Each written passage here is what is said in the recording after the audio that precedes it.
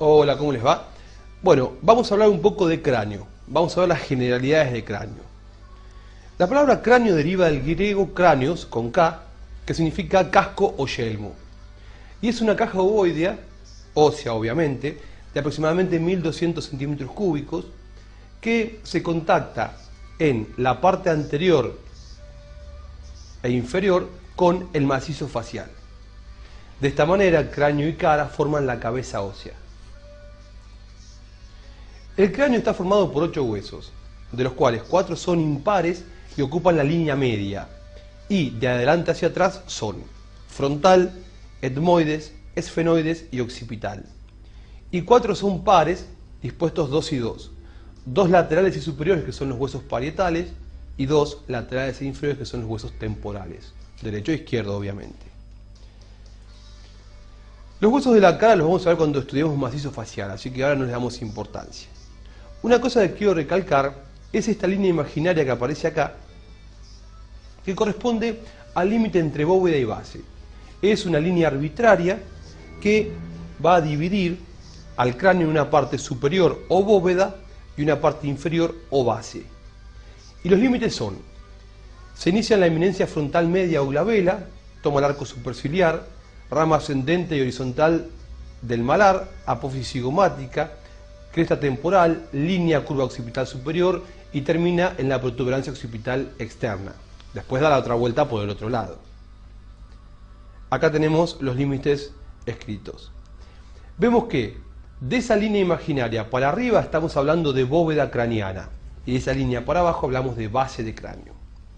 Bóveda y base pueden ser estudiadas desde afuera, describirlas desde afuera, lo que es una vista exocraneal, o bien hacerlo desde adentro, lo que es una vista endocraneal.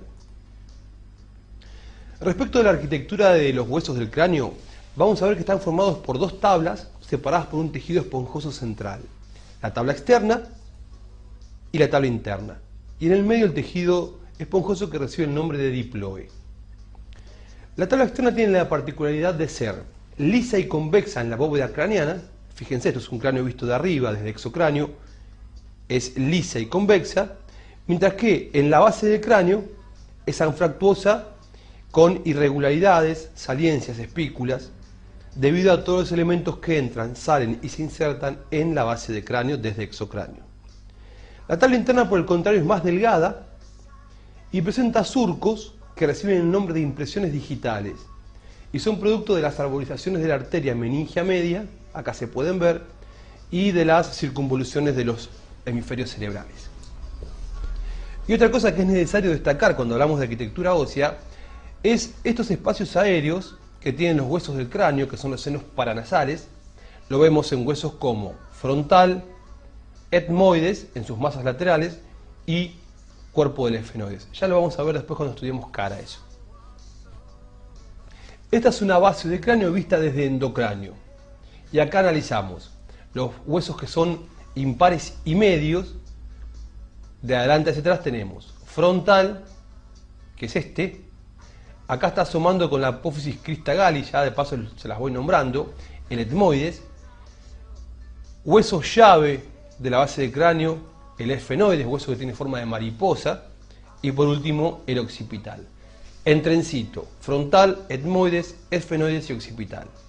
Y laterales tenemos el temporal hacia abajo, con el peñasco, estructura importante del temporal, y hacia arriba los parietales. Le damos color y acá vemos cómo están distribuidos. División de la base del cráneo desde endocráneo. ¿Qué significa esto? Significa que a los fines didácticos podemos dividir la base del cráneo en 3 zonas. Y lo hacemos por 2 líneas imaginarias. Una, esta primera, que corre por el borde posterior de las alas menores del esfenoides, las apófisis clinoides anteriores y el borde anterior de la silla turca, y del otro lado lo mismo, clinoides anteriores y borde posterior del ala menor del esfenoides. Y una segunda línea que va a correr por el borde superior del peñasco del temporal, las clinoides posteriores, el borde posterior de la silla turca, las clinoides posteriores del lado izquierdo y el borde superior del peñasco del otro lado. De esta manera tengo la fosa cerebral anterior, la fosa cerebral media y la fosa cerebral posterior. Esta es la base, la bóveda del cráneo vista desde afuera. Esto es anterior, esto es posterior. Este es el hueso frontal, los dos huesos parietales a los laterales y el occipital hacia atrás. Acá tenemos los parietales. Vamos a encontrar una sutura, que es la sutura frontoparietal, una sutura media y otra parieto occipital. Estas suturas reciben el nombre de sutura coronal para la frontoparietal, sutura sagital para la interparietal o parieto-parietal y sutura lambdoidea para la sutura parieto-occipital. Lambdoidea. L-A-M, lamb, doi, D-O-I, dea. Ya que no se las escribí, se las deletreo.